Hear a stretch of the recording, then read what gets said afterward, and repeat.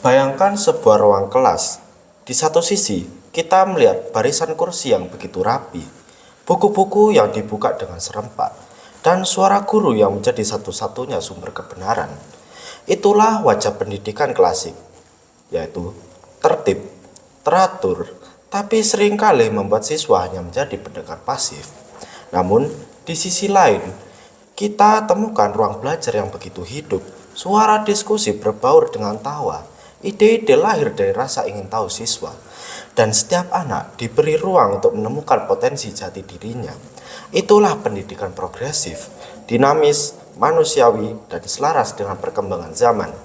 Assalamualaikum warahmatullahi wabarakatuh. Perkenalkan, nama saya Ramadan Bagus Angga. Saya perwakilan dari SMA 1 Pronojiwo dengan mosi hari ini memilih sekolah menengah yang mengadopsi model pendidikan klasik daripada model pendidikan progresif. Sebagai pembuka, kami meyakini bahwa model pendidikan progresif jauh lebih relevan untuk menjawab tantangan pendidikan di era modern. Oleh karena itu, kami menegaskan bahwa kami kontra terhadap mosi yang diberikan oleh Dewan Juri. Kenapa kami melakukan itu? Maka akan saya jawab dalam hal ini.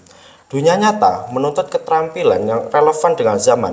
Pendidikan klasik membekali siswa dengan hafalan, tetapi dunia modern menuntut dengan keterampilan yang lebih baik dalam hal kreativitas, kolaborasi, komunikasi, dan berpikir kritis. Semua ini lebih ditumbuhkan dalam pendidikan yang progresif. Siswa sebagai subjek, bukan objek. Dalam pendidikan klasik, siswa pasif menerima ilmu. Dalam pendidikan progresif, menempatkan siswa sebagai subjek yang aktif, belajar melalui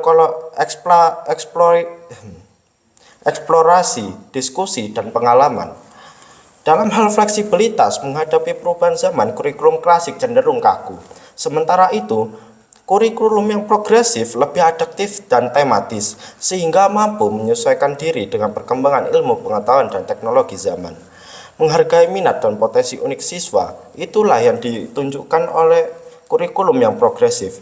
Tidak semua siswa cocok dengan ceramah dan hafalan.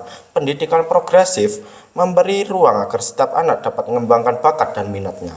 Kita ambil contoh nyatanya di Indonesia yang menerapkan pendidikan progresif. Di Desa Cikoneng atau yang lebih kita kenal sebagai Ciamis telah menerapkan pelatihan guru yang inovatif, peningkatan fasilitas, dan beasiswa untuk siswa yang kurang mampu. Hasilnya, kelulusan dan minat belajar meningkat sebanyak 50%. Kita ambil lagi contoh lain.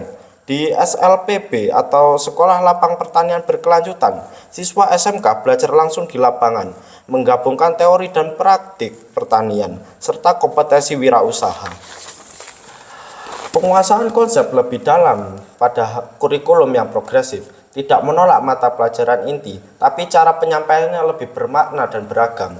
Dengan metode proyek, praktik, dan eksplorasi, siswa lebih mudah memahami konsep dibanding sekedar hafalan dari buku teks.